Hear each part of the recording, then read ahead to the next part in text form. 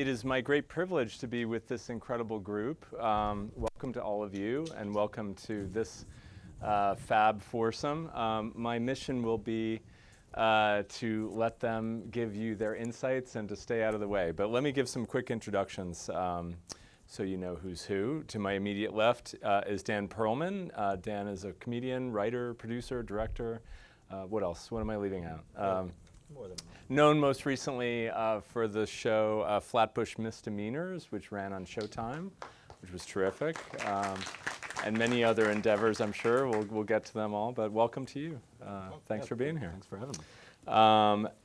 Heaven Nagatu is a writer, producer, podcaster, and is joining the second season of Game Theory with Bomani Jones. She was also a writer with Jesus and Marrow, and a long list of credits to her name. So welcome to you, Heaven. Thanks for being here.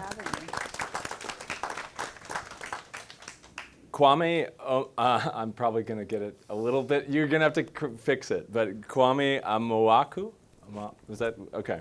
He is a very important guy. You should all get to know Kwame. He's the Deputy Commissioner of the Film Office, Mayor's Office of Media and Entertainment.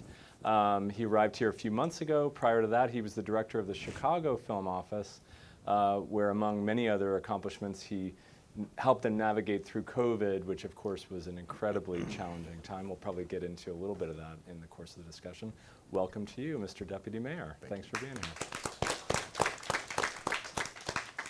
And John Skidmore is the Chief Operating Officer of Jax Media. You may know Jax. They're backers of a wide array of incredible shows, and John is a producer whose credits include my next guest needs no introduction with David Letterman, the interview show on Netflix, as well as Russian Doll and Search Party. Welcome to you, John. Thanks for being here. Thank you.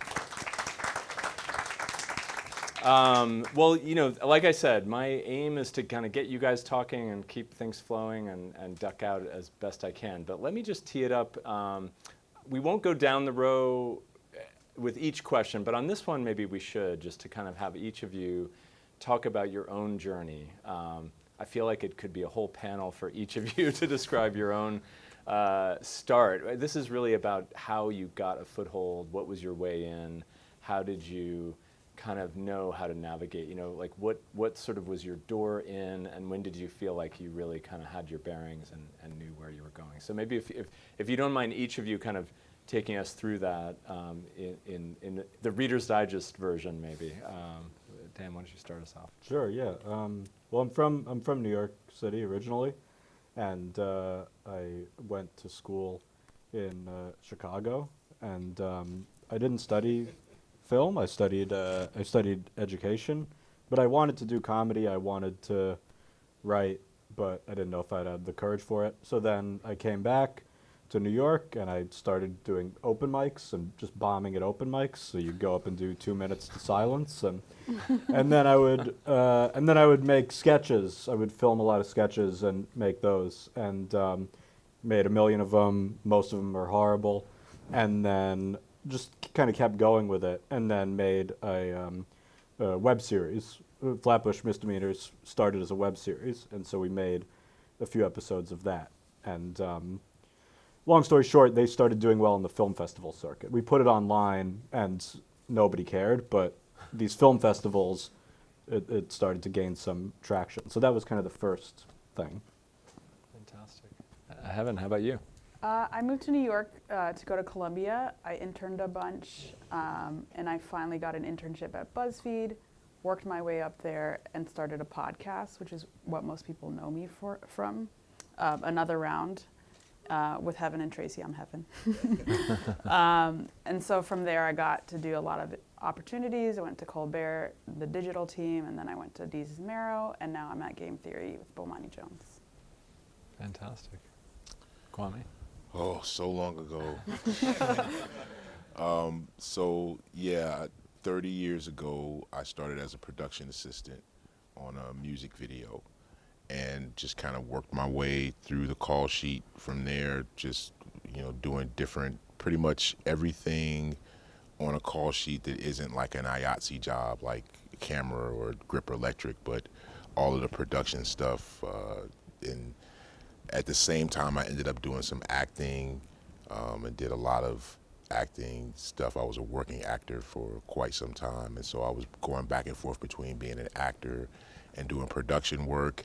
And finally, production work kind of won out because you can't really do both at the same time. You don't really have time to audition when you're being a PA. So did both of those things for a while, then production kind of won out.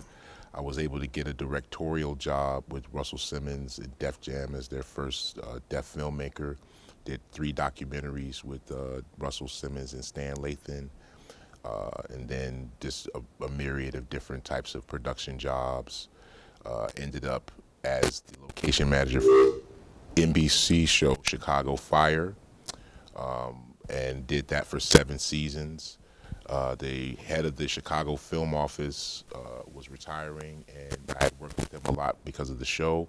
He invited me in to take over for the film office there, and then I was approached by New York City to run the film office here, and that's how I got here. Wow. Prepare to be disappointed. I came to New York to go to college, and my sophomore year I started interning on independent films, which they were making a bunch of back then. That led to basically summer jobs on movies, PAing, working in the office, and such like that. And then that was sort of around the time that New York transitioned to a television and the big television streaming boom, or the beginning of it. And so in 2011, we formed Jack's Media with Tony Hernandez and Lily Burns. And our goal was to do low budget but union shows, because there was a demand for it at the time between Comedy Central and other venues. So our first shows were Inside Amy Schumer and Broad City. And so we sort of built from there and grew the company, and now we have our main office in New York, but offices in LA and London, and we do productions all over the world. And I'm producing certain productions of ours, but overseeing all the shows we do around the world.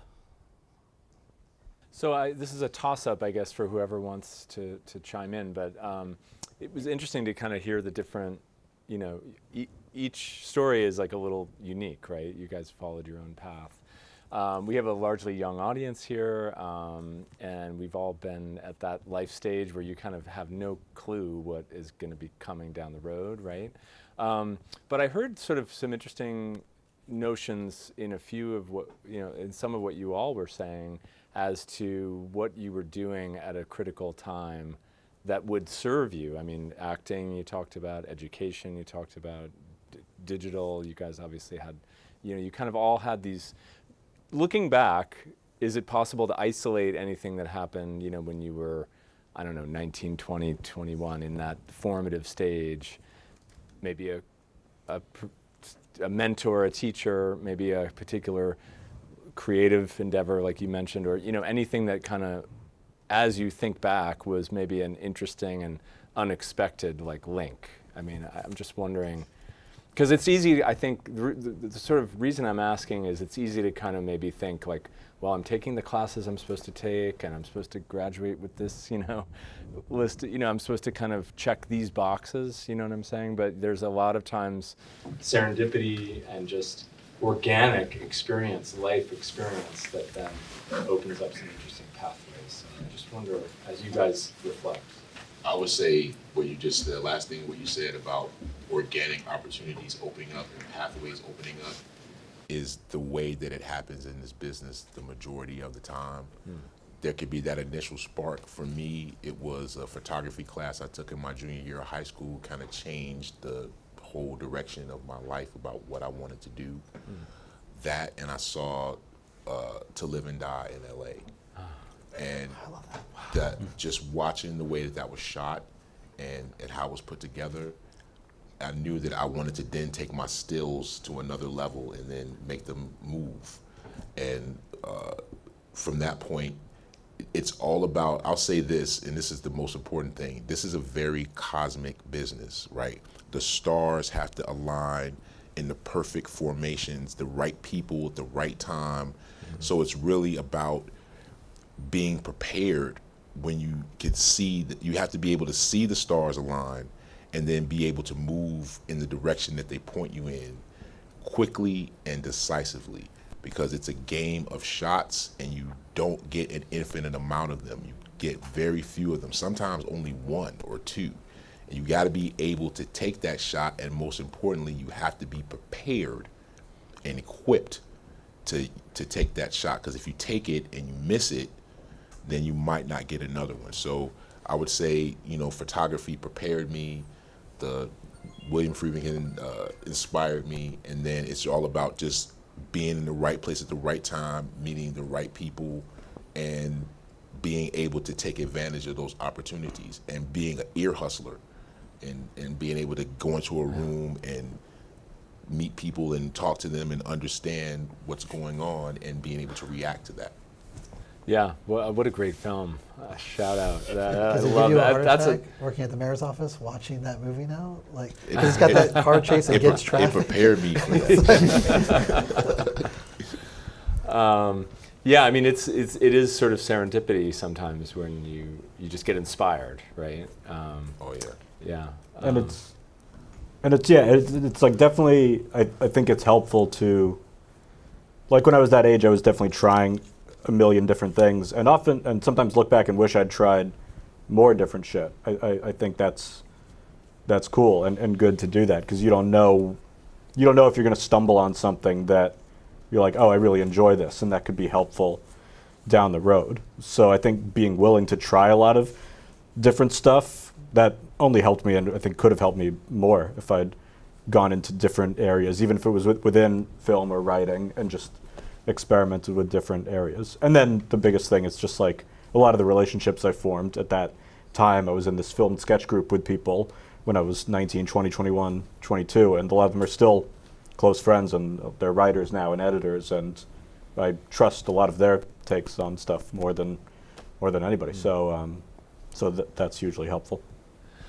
Okay, contemporary question for what you're up to today, and just your day to day. A typical day, I'm sure it varies wildly based on projects, based on deadlines, different times of year. I mean, there's no 2 days are exactly alike.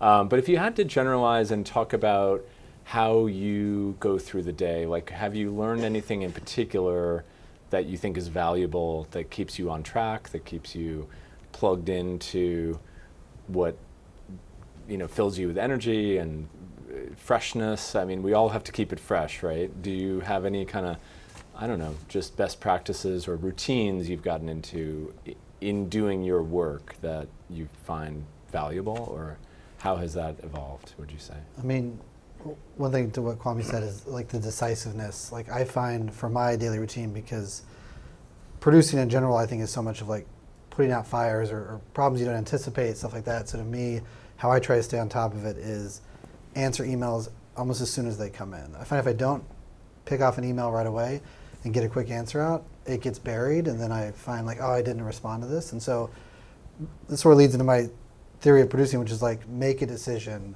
Don't dwell on whether it's right or wrong. I mean, obviously try to make the right decision, but it's better to have a path than to like hem and haw and let the train go by. So I just try to like be decisive in the moment. Have you learned sort of, I mean, did you come to that wisdom through some, trial and error? Were there experiences where you did deliberate a little too much, or? I think it's like more when I was working my way up, working with producers, and observing their tactics. So see decisive producers and how people responded to them and respected them. And then on the flip side, see producers who would sit on things or hem and haw, and just like you could feel the animosity there. And so I felt like, oh, it's better to just, again, push people in the right direction, let them make decisions, listen to them, and then hear them out.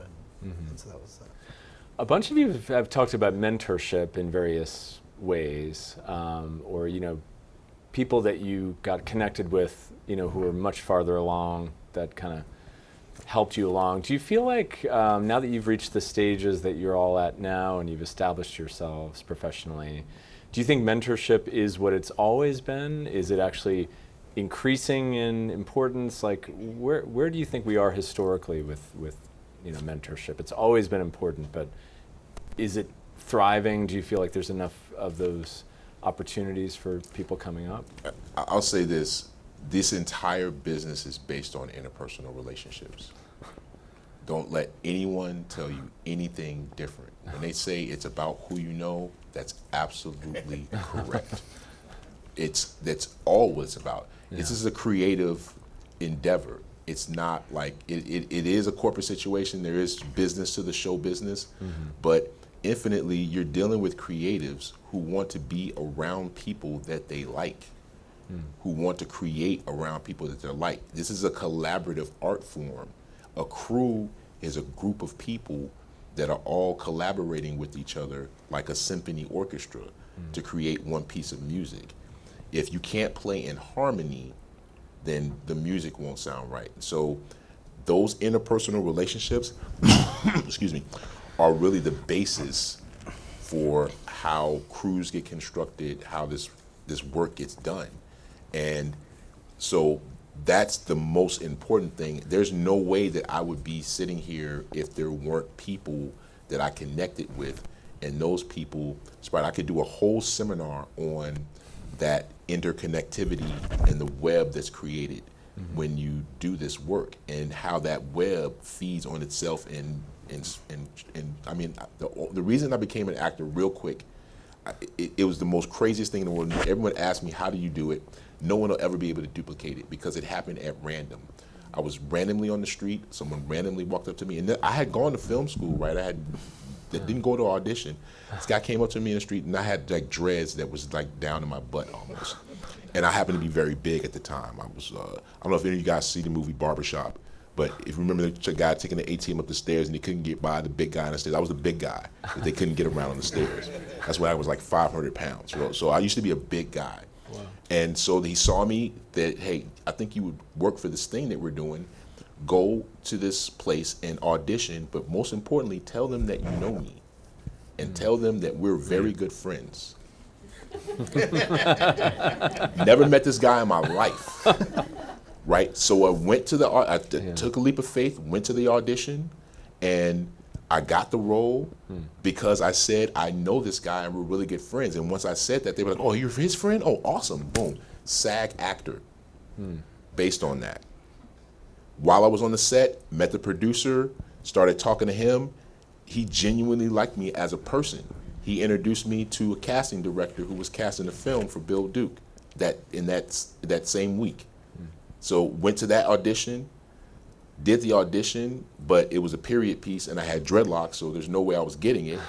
But the casting director says, I like you. I think you're a natural. Take the money that you earned from that first SAG role and join the union. And I'm gonna hook you up with an agent in my building. Hooked me up with an agent in her building. Oh, wow.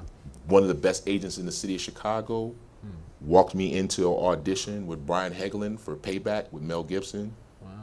Boom, done. And so you see, from a guy on the street, right, random guy on the street, to a chain of events that happened all because I listened, I was ear hustling, and I knew how to angle each one of those situations. That's the business. I was out there with people who had been going to acting classes and they were extras. And they had been out there for years trying to do this. And I was just some guy off the street. So that just lets you know, I mean, but I did have the talent at the time to execute. So it was the opportunity that met the preparation that led to the success. And that's the whole business in a nutshell. Heaven, I did want to ask you about podcasting, because in a similar way, I feel like that became your calling card. I mean, it's not, there's just interesting common themes, I think, because podcasting was emerging and it sort of enabled you to connect maybe with people. Sort of like you rode the podcast wave in a way, right? I mean, like what was your experience then when you would talk to people and they must have known that podcast, and like what that must have helped get you in a few doors, I guess. Yeah, right? totally. Yeah. BuzzFeed was new to podcasting. They were just trying it out. They were testing a few, and then we passed that little test phase. So our pilot made it to production, and I very much imagined the podcast as like a late night show. We'd have our silly little segment, we'll have an interview, you know, like that kind of, no monologue jokes, but you get it. That's how we imagined it, and so we kind of just treated it that way. So I felt like I was doing the thing that I wanted to do, just in one small form. And then it snowballed. We got a bunch of awesome guests. Hillary Clinton during the 2016 election came to us, okay? Wow. Came to us. Nice. We didn't go to her. Okay. So it snowballed, and once you get a great guest, and then that gives you the leeway to be like, hey, other great guests, come on our show. So I learned a lot from just how to interview, but also how to book guests and how to do all the things that go into making a show. And did it translate directly to whatever you ended up doing next, or did you find that you had to maybe adapt to? It translated a lot for sure, but definitely there's some new stuff with TV, obviously. And I did a lot of social media stuff anyway at BuzzFeed, so that helped me with the digital work at the Colbert, at the Late Show with Stephen Colbert. Okay, so I do have to. No, please, Dan. Could I just jump back to Yeah. piggyback one thing Kwame was Please. saying Yeah, before, yeah, just yeah. how important the interpersonal stuff is? It's like really like the first thing I do with like anybody who we hired on Flatbush, like any role, is you just get references from people who've worked with them in the past. That's just like the most important thing, because like Kwame was saying, it's like you just want to know you're going to be in a room with them. You're going to be interacting with them a lot. And you just want to know that they're not a nightmare, you know?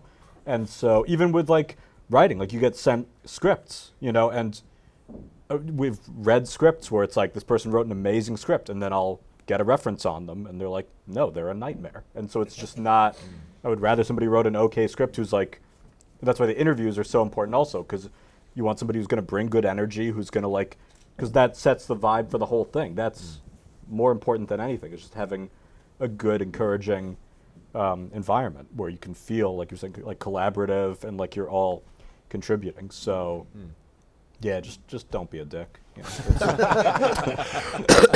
That's so. Yeah, the interpersonal. It's so. I mean, even in my world, I'm not in the entertainment world, but there's a lot of universal truths you're talking about. So I do need to ask you all about COVID. I know we're all sick of COVID, but it is a really interesting, you know, experience that we've all been through, and you all had like your own perspectives. And again, it could be a whole nother panel. I don't want to turn this into a COVID conversation. But as we're in the latter stages of 2022, looking out on 23, it's not over. We know that, but it feels more and more like a kind of a discrete period of time that was the worst of the worst of the worst, where everybody had to adapt, right? Society, civilization. But, you know, to the extent you can, and maybe kind of to tie it together with the themes of this overall panel, like what were the learnings? I mean, you know, Kwame, I do want to actually start with you, because there was something fascinating in the notes about this. So when you were in Chicago, I'm just going to read it from here. You helped develop COVID protocols that allowed filming permits to be issued by June 2020. That's pretty amazing. So well, the how thing did about you do that? production people, if you give them a mission, they are amazing people. Like, they will figure it out. I mean, just production itself is such a puzzle, and they figure it out. And so when they were given this puzzle to figure out, they figured it out and they made it work in conjunction with the health department from the city and state. We were able, first of all, to declare filmmaking essential manufacturing, right? So that allowed us to keep going even when other industries were shutting down.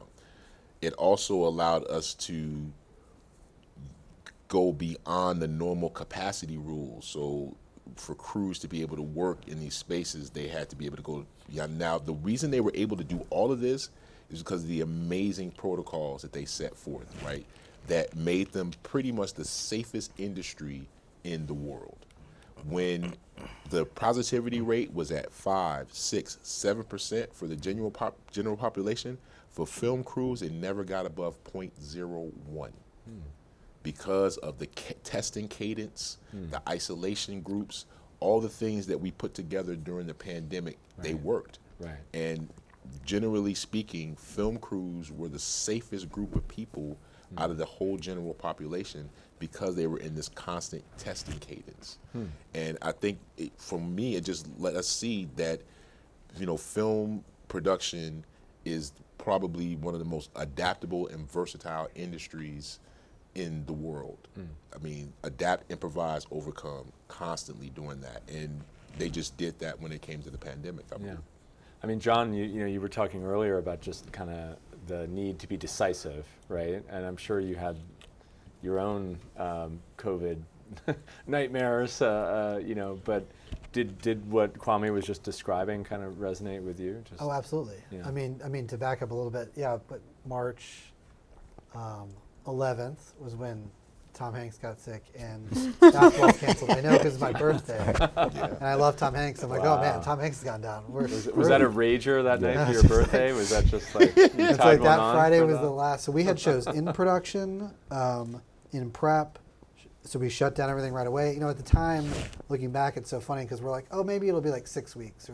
Or at first it was like a couple weeks. It'll be a couple weeks. Yeah. We'll figure it out. And then it was 6 weeks, and it was months. And we had one of the first shows going in LA. It started around July of 2020. It was a dog grooming show. Again, contained. So we know we're in one stage. We're not interacting with the public. We can test. It's all those things. And as we sort of ventured back out and did all these protocols and stuff, Kwame's right. We would talk to ER doctors that the networks would put us together with. Here's our protocols, here's our testing. And they're like, honestly, you're doing way more than we are at the hospital. So you are fine. Because it was we are not healthcare professionals, but we had to develop a new position of people that would monitor this testing cadence. And it was just a bunch of people from the guilds and the unions and the producers getting together to be like, how can we mount this in the safest way possible?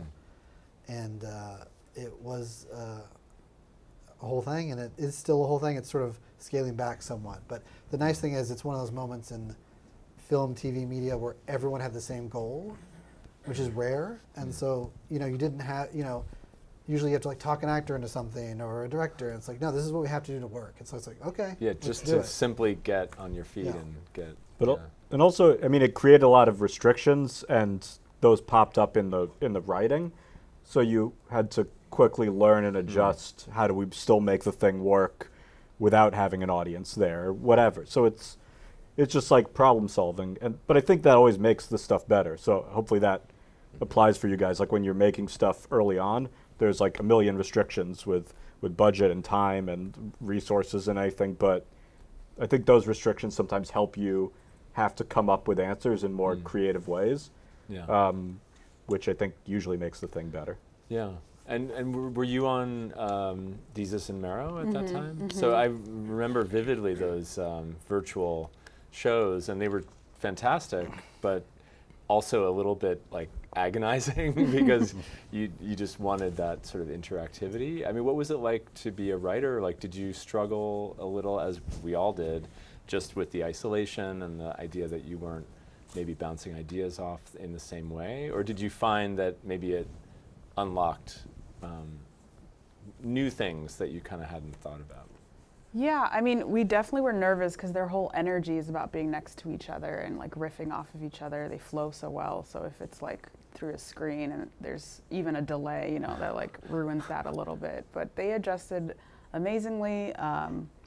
We did have to challenge ourselves to make a field piece that's not in the field. You can't really do it. Or a lot of the times on our show, writers get to be on set to shepherd their pieces, which isn't the case necessarily with all writers on all shows. So there were cases where the writer who worked on the piece couldn't be on set, and you just have to communicate better with the director and make sure all of your points that you wanted to hit are hit. And we came up with a lot of creative things to do. We did a Zoom wedding shower. It was beautiful. Officiated a Zoom wedding. There was a Zoom bachelorette party with stripper. One. You only need one. You only need one. You gotta socially distance. Social distance. Yeah, you gotta. So we came up with some fun, creative ways to adapt and kind of give people something warm and fuzzy. Stripper. Wow, I'm gonna just leave that there, but thank you. That was interesting. You don't want to follow up with the I, stripper? the warm and fuzzy was sort of, yeah. Anyway, I don't know if I should have said that. so we knew what you meant. Yes, yes, yes. So, kind of to flip around we talked a bit about mentorship, kind of, your all's experience, like getting a foothold and kind of making your way. Now that you're in the positions that you are, titans of the industry, I'm kind of pseudo kidding, but not really. No, you have a sense of seniority, and you can kind of, reach a hand out and kind of try to bring others up, maybe into the industry. But so, kind of talk a bit. Whoever wants to volunteer, talk a bit about that experience. Who have you? Do you try to kind of regularly bring in interns? Is that a kind of feature of your respective organizations? Is it something that you spend time thinking about? You mentioned interviewing. I'm imagining that some of these folks might be, interns or Sure, yeah. PAs or kind of starting people. I'll start with you, Dan, but any of you. I'm just wondering what you try to crystallize. I think you've offered, some really helpful insights already, but just as you're working directly with younger folks, what do you try to encourage them to do, or to kind of, what are you trying to bring out of them as you try to bring them along? Yeah, I mean, some of it is like, some of it, it's the sort of interpersonal stuff of just the bringing good energy of it all. Whatever your job is, just to try to do that really well, and that will just make everyone trust you more and want to give you more kind of responsibilities, like a writer's assistant, especially over Zoom, they didn't get to contribute as much as they would have in person because the interjections are a little more siloed and stuff, so it's just a lot of note-taking. So just take the most detailed notes possible. And so just like showing you're really active and engaged with that, and but also just like try to look for people to just to bring in people from different areas. Like we hired 2 writers there's this like Nickelodeon Writers Fellowship, and because it's like owned by Viacom, we didn't have to pay them because they're already getting paid by Viacom, not because they were not getting paid anything, but a corporation was taking care of it. So we were able to bring them in, and they both contributed so well, and it was their first staffing, each of them, and they've both gone on to staff other things. So, and to just try to have stuff ready, like if you're trying to write, you have your own script ready. If you're trying to, be a filmmaker, just having shorts that you've made, just like having your own stuff consistently while you're sort of working in a world of meeting other people. Are there good habits or best practices, things you would encourage people to do? I mean, put the phone down, or I don't know. God. Yeah. So well, first of all, that just might be my own bias. All of that stuff is the deal killer for me instantly. Right. If you can't focus, this job requires the utmost focus, and like razor sharp precision. Right. So you need to be totally about it. First of all, on time is late. That's number one. So if you can't manage that, then you're definitely in the wrong situation. And just understanding the gravity of what you're doing. On some jobs, a PA can wreck an entire shoot, right? A PA not doing what they were asked to do can wreck an entire shoot. So when you get on set, focus, do your job. Don't worry about the show, focus on the business, right? It's not about the fame and who's that famous person and let me get a selfie and all of that. It's not about that. It's about the business, right? And even the people that you think are famous and glamorous, they're there for business. They're there. It's a job. It's work, So just approaching it with that mentality and understanding that you need to, if opportunities are going to be presenting themselves, they're going to happen because you were doing your job well. Yeah. I encourage the interns to not focus so much on vertical networking and think a lot about horizontal networking. So your peers, the people you work with, your fellow interns are the people you're going to make stuff with, or you're like, who can do this, who can do that, let's get together and make a thing. I have found that those are the people who are like, oh, I heard of a job here. I found that that's been the most fruitful in my own career. For sure. Yeah, so many the people I bombed with at open mics are now we're going to each other's show premieres and stuff. I I'm went so to glad school you and gave me the first PA job I ever had. The guy I went to college with. Right. That's how I got the very first PA job I ever got. So yeah, that what you said about that, that's the key, is working with your peers, because there's people going to support you as you come up, and as they come up, then you'll also come up. But that's crazy important. I'm so glad you mentioned no, I don't mean to Yeah, cut you yeah. off. I'm glad you mentioned networking, because I did want to. We're sort of in the concluding minutes before we hear some questions, so be thinking of questions, everyone.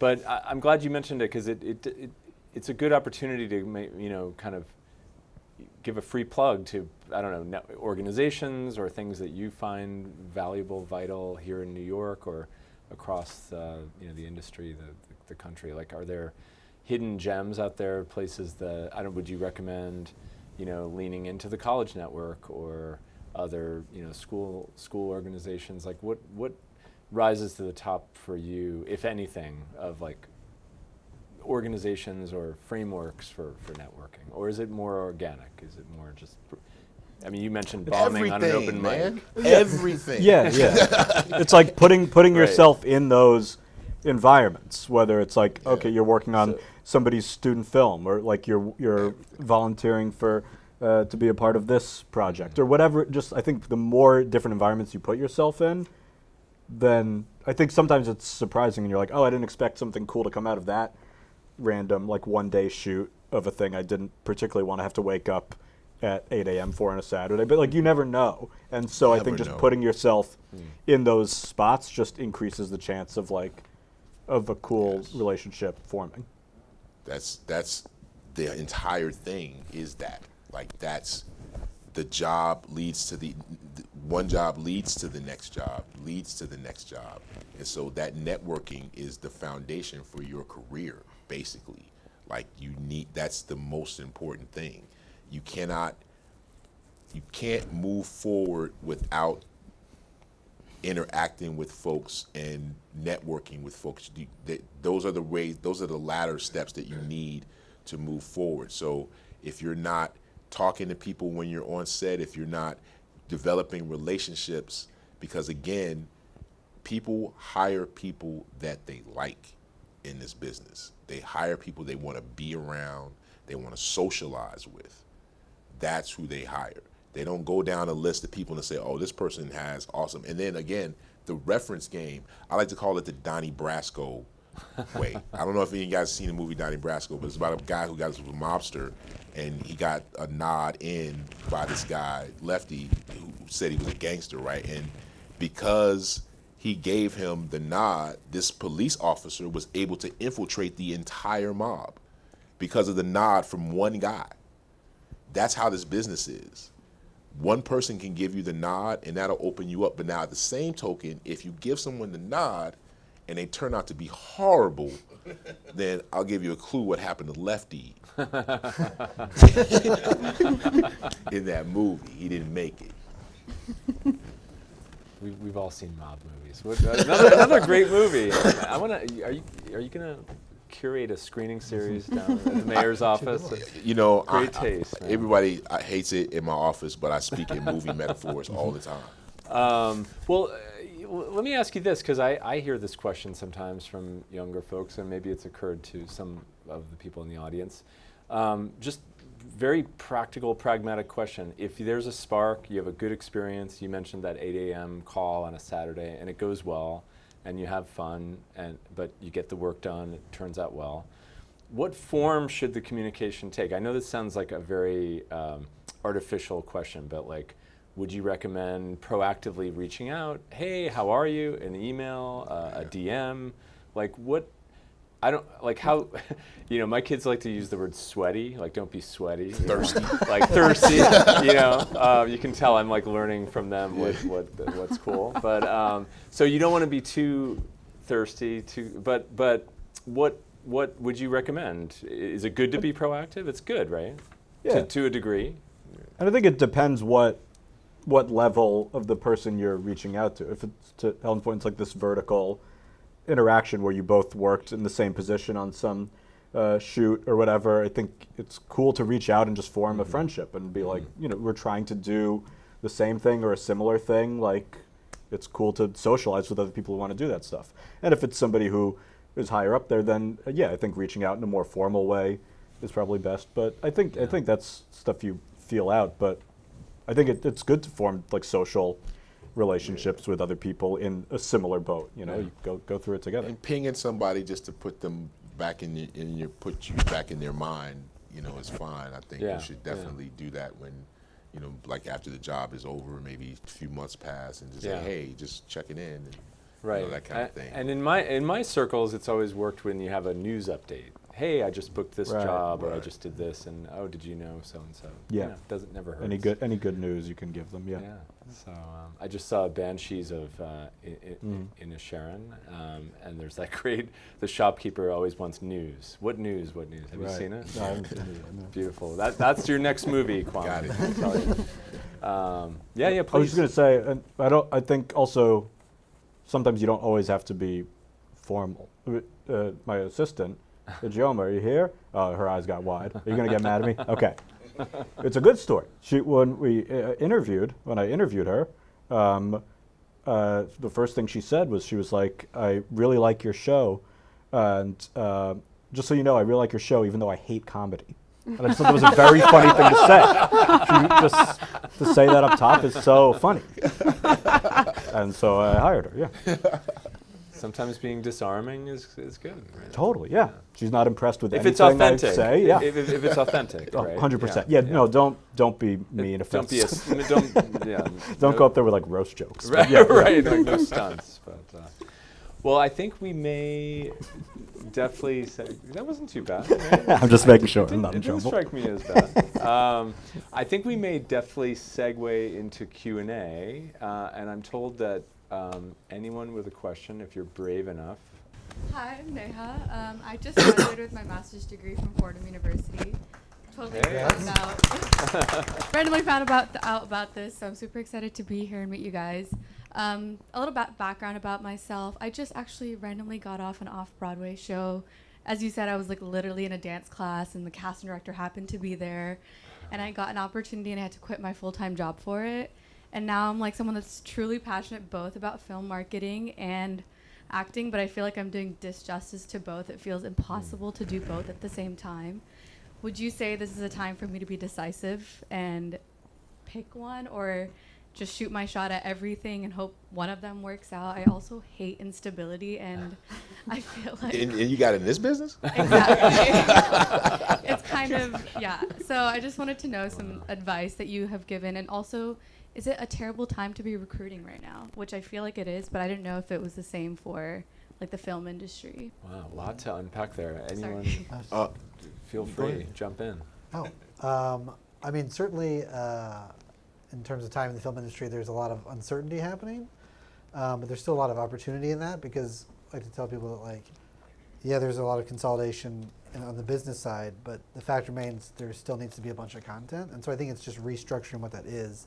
And it's a lot of more cost-conscious content. And so it's not, I think they still have to make a bunch.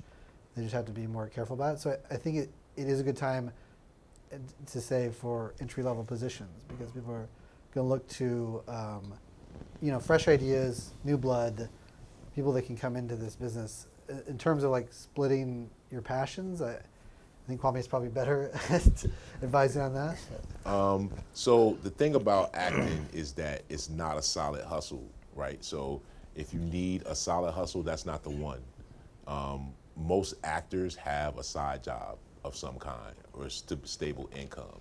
So you just might want to keep that in mind. When I was acting, I was also a production assistant.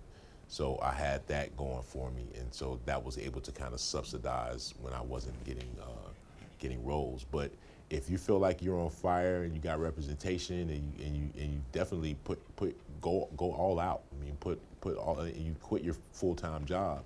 So now it's like, go all out, but at the same time, you got to have some type of financial security. So I would definitely look for some type of like hustle that has the flexibility to walk away and do auditions, because that's why I ended up stopping acting, because there was no way that I could constantly go to auditions. That it requires a lot of commitment and a lot of time, and the return isn't huge. For every 20 auditions, maybe you'll get 1 callback or 2 callbacks, right? So just keeping that in mind, and it has to be something that you're very passionate about and you love. It can't be about money, because if that's the case, then you're doing the wrong thing. If you need money and stability, then you should go do something else. Thank you. Yeah, I'm curious, Dan, do you find that, because you have a few, I mean, I think you both do, I just want to get this end involved Yeah. a little bit. Like, do you find things are competing for your attentions, your passions, or have you navigated that pretty They definitely easily? were before the Showtime show. But to Kwami's point, I was always like, I was tutoring, I was doing temp jobs, I was like, anything that gave that flexibility so I could go shoot something or do a weekend of shows. And then some of them end up informing the others. I was tutoring this one kid, and he said something offhanded that inspired this short that I made, that I directed, and that ended up being a good thing. So, but the flexibility is what is important for no, sure. I think cross-pollination is actually really important. yeah. Just being alert to how things. Otherwise, you're just more and more incubated and just writing Yeah. about your own narrower and narrower experience. Great. Another question, please. Hi, everyone. So I didn't realize that I was nervous until I stopped in front of the mic. Thank you. So just bear with me. So my name is Tatiana, and I graduated from Lehman last year in production and Africana Studies. Yes. I actually was on Shift New York as a production assistant. I don't know if you know Shift, but with the mayor's office. So my question is for Kwame. So I really liked how you sort of like morphed in your career, and it just seemed like such a natural experience. And I feel like I'm a person who I strongly believe in alignment, and like purpose and intention and all that. So I just wanted to know if you feel like you've been able to kind of stay true to yourself during your career process, because I know like sort of navigating in media and entertainment, it's like, you can, you encounter so many things, and like, you can, like I work in hip hop now as a freelancer, and like, like you can get kind of like jaded into all because you're pulled in so many different directions, and like, you meet the stars and the this and the that, but it seems like you seem very like grounded, which I really. Because I'm old. I didn't start this way, for sure. I mean, definitely. So just in the creative industry, right? I like to say there's 2 different animals to feed. There's the creative animal, right? So I'm a director. I'm a documentary director, right? I'm my happiest when that's what I'm doing. But again, like I said, I've done every job on the call sheet.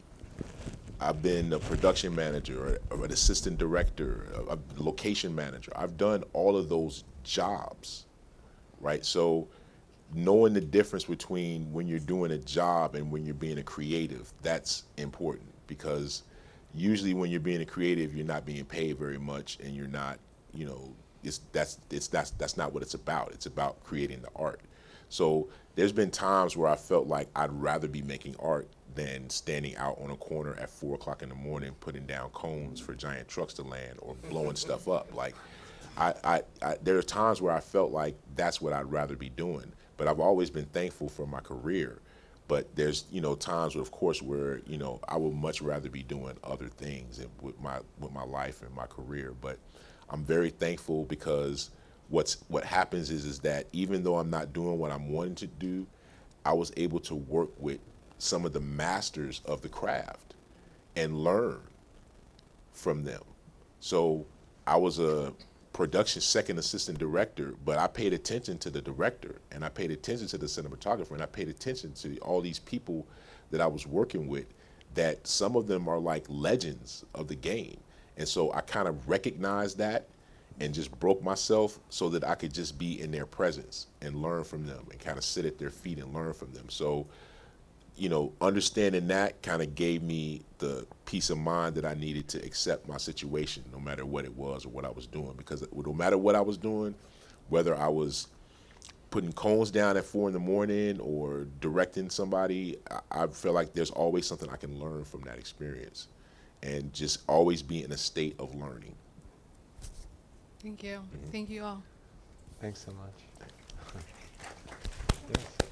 Hi, good evening. Thank you so much for filling these vessels with so much wisdom. We're drowning. So I'm forever 21, just in case you all were wondering. So I got some degrees, but not so recent, but you know, it's none of your business.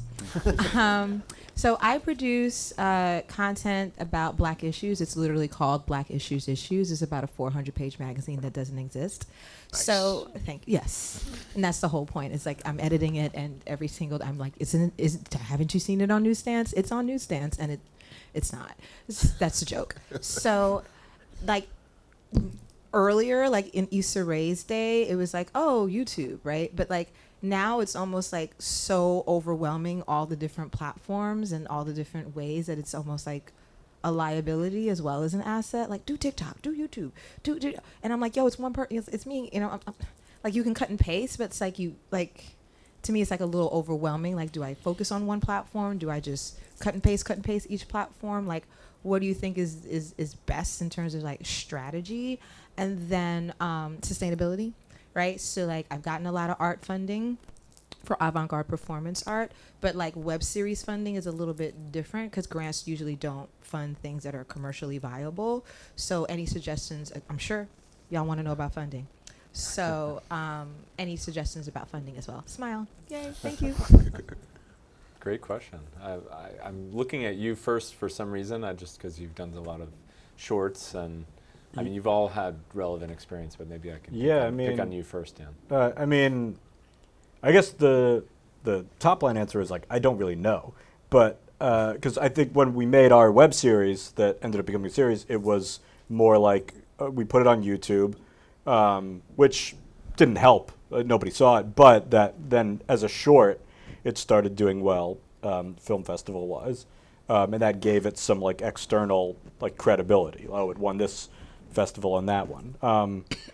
I think it would certainly depend on like what the thing is you're making. I know like it's like I'm not sure I would adjust the thing you're trying to make to fit the million platforms that are going to be gone or morph in 8 seconds, but those things can be good in terms of like getting the awareness out there for it. So like a clip from Flatbush on TikTok or whatever that does well has made people go and find the show, you know? But then that said, we're not like making stuff specifically to fit that format.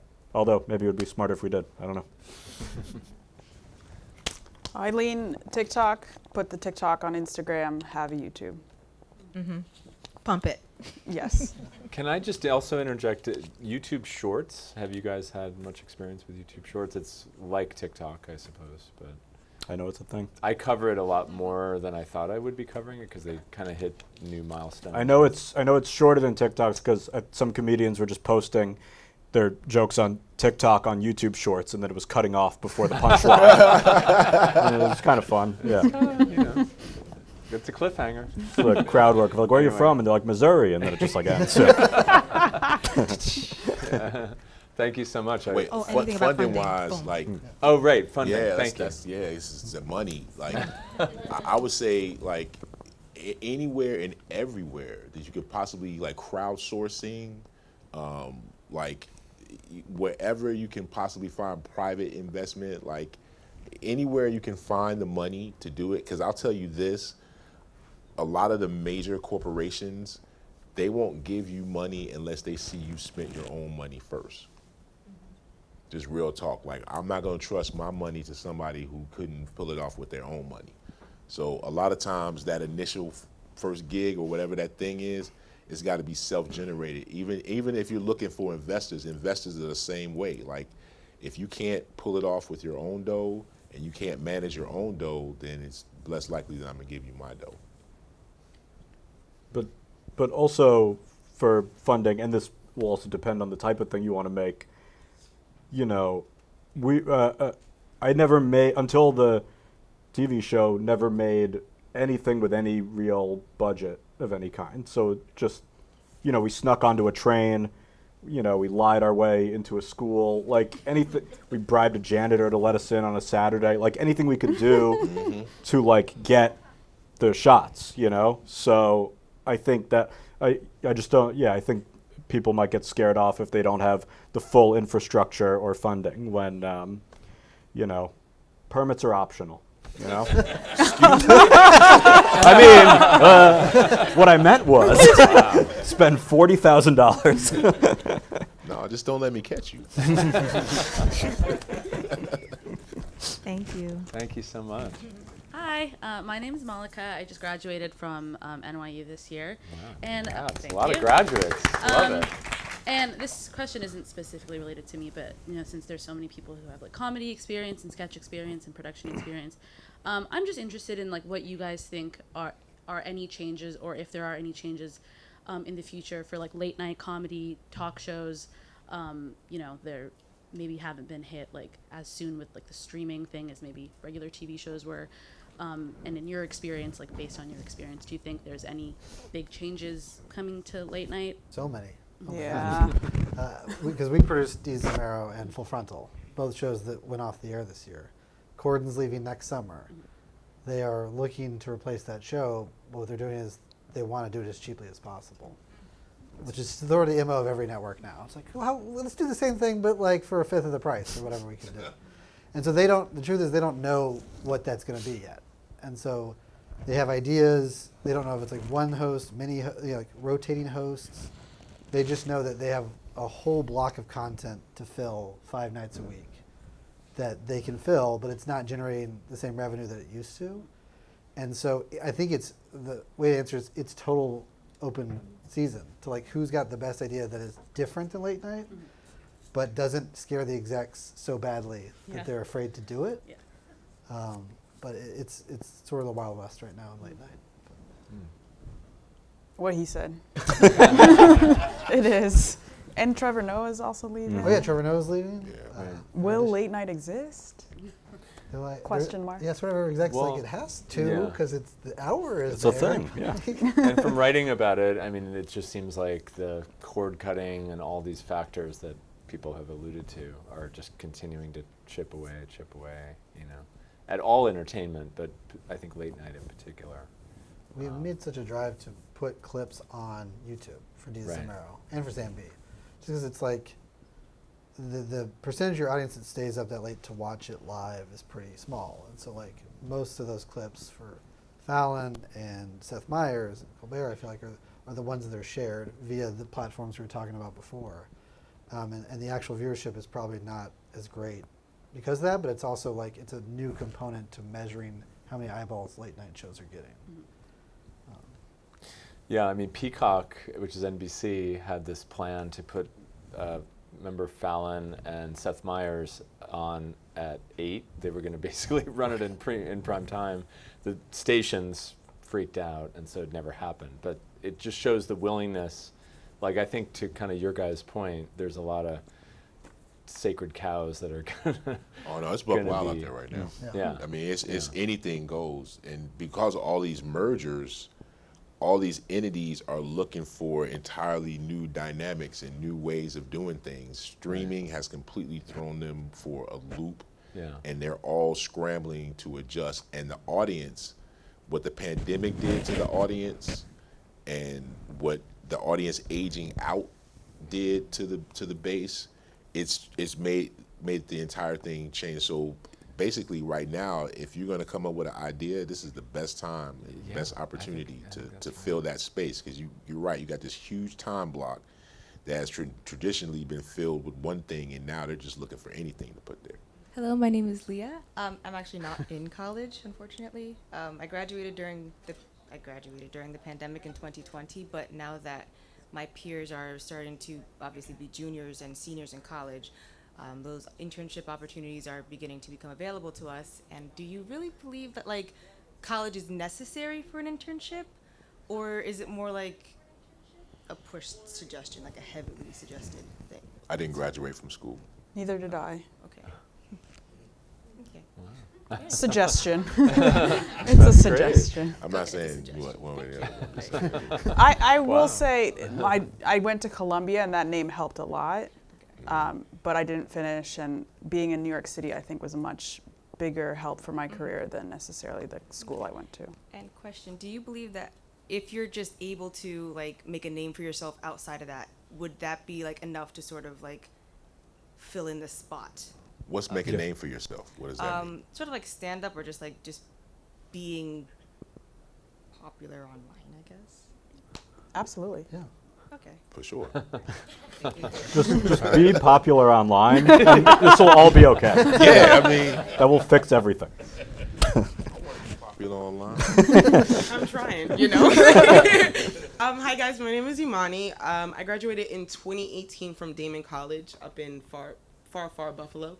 And I am currently working at the New York City Law Department trying to transition into film. It's been a circle, and I will be honest, some opportunities have kind of like been missed just because, you know, I'm not a recent graduate. I'm not in grad school. Grad school financially is just not looking, it's not in the cards, you know? So I'm trying to teach myself how to write, as well as been directing on YouTube for myself. And I'm kind of at this like weird area where I'm like, I don't know if I'm really taking the right steps. Just because, you know, when you're teaching yourself how to write, you feel like you have to follow so many models. And in this industry, a lot of people don't, like, it's no cheat code, you know what I mean? Like, everybody has a different story on how they got in through the door or what's going on, and I'm just kind of like, hey, help. So Who are you collaborating with? I've been doing a lot of projects of myself, so I know horrible, but I don't know any, like, networking communities, so luckily, I was able to find this program because a lot of my social media has now been gearing towards film. And I'm just taking whatever opportunities that come across my timeline just to like pop out, see people, network, and do things like that. So I'm still, you know, here for the ride, but trying to figure it all out. It's a collaborative thing. It's a collaborative project. Yeah, I mean, just filmmaking is a collaborative art form. You need to have people around you to help you, like you to do this. I mean, there's all kinds of one-man bands for sure. Thanks. But I don't believe in it, but I get you. but that's not when you're trying to start out and you're trying to build. It's like trying to build a house by yourself. Like, you could do it, but it's going to take you a long time probably, and that house is probably not going to be the dopest house it could be. You're right. So, you got a lot of holes right now, baby. Yeah, so find some carpenters and some plumbers and some, you know, some people that have some of the crafts and skills, because you don't know about plumbing. You don't know how to build a drywall. I just know the wrench. Right, so find those people and start building with them. I first and foremost, I want to hands down, you guys have a program for NYC, which is made in PY. I'm sorry, my brain is Made gone. in New York. Made in New York, yes. Yeah. So Made in New York, I joined the program. I did the process of it, but the only issue was that you need a driver's license, and the transitioning from being a New Yorker who doesn't need a car to someone who does has also been quite some things. But I will be honest, you're absolutely right.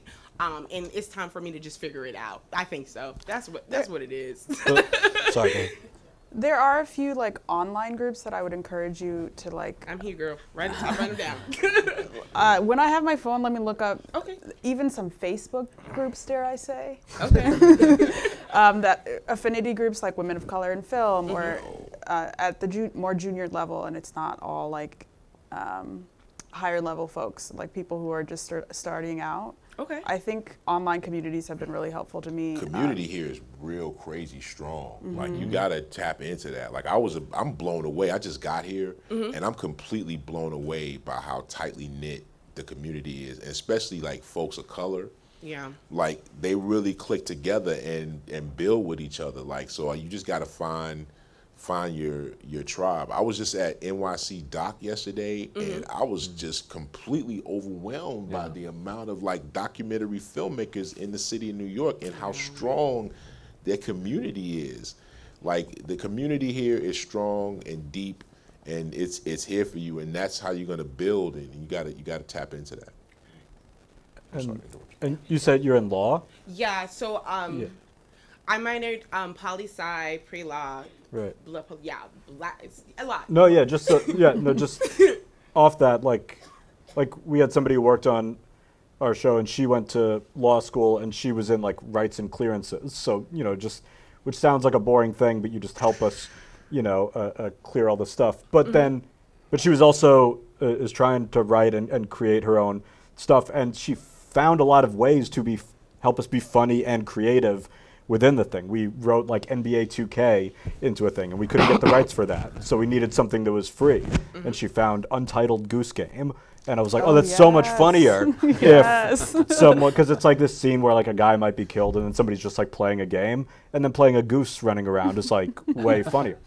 So anyway, all that to say, it's like I think sometimes we have too single a view of like the roles in film and TV that are like creative, when like truly some of the most creative people I've worked with in this entire thing are production designers and costume and props. Like some of them are so funny and creative and inventive, and I just think there's so many talented artistic people who maybe don't even consider that as like an avenue to create and make a project.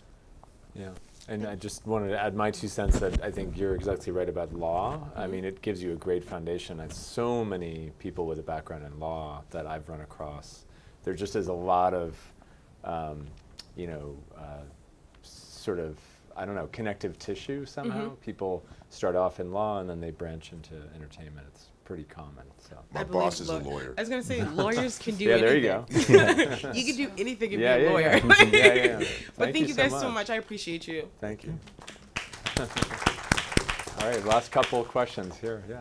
Hi, all. My name is Vincent Marcello. I just graduated from Millikan University this spring. Thank you. Congrats. First, I'm a big fan of Another Round, so Aw. it's nice to meet you in person. Oh. My question is about networking. I've just moved to the city this summer, and I love the idea of organic networking and making genuine connections with people.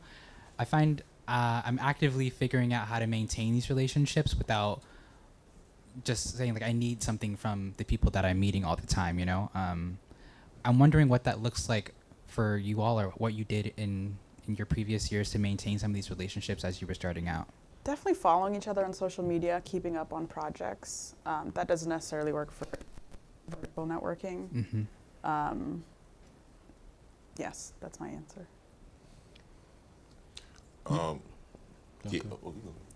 Oh no, it's just gonna say a similar thing. It's like it's cool to just stay in touch with them, even if they can't necessarily offer you something at that time or ever necessarily. But that's still a person that you're interacting with who's having a good impression of you, who is gonna know a million other people and be like, oh, he would be great for that. So it's like I think that stuff pops up in surprising ways. So the more social and interpersonal you can make it, I think the better. Yeah, that's the key, is to make it social and not transactional. Because it's people that they like. It's people that you want to kick it with. So kick it with them. Go out, have drinks, go see some shows, interact with each other on a non-professional level. And then that will show you who you're going to actually click with. Because those are the people that people are interested in hanging out with, people who they want to go have a drink with. Not necessarily, because there's a lot of people that I work with that I would never drink with. Yeah. Real talk. When I was working, I mean, seriously, there's a lot of people, but it's the people, my closest friends in the business are my closest business partners. Yeah. Thank you for that's an excellent point. I'm wondering how do I bridge the gap between I have a great relationship with this person, hypothetically, I want them to hire me now, or how do we Make Hire the me, fool. transition. Oh. Okay. Just be honest about it. I mean, Yeah. you know, if you have a relationship with a person like that, then just let them know you're interested in working with them. Okay. Working with them, Mm-hmm. right? That's the key. You're working with them. This is a collaboration.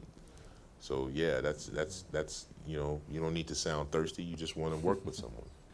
I just want to thank you all again. Please join me in thanking this fantastic panel.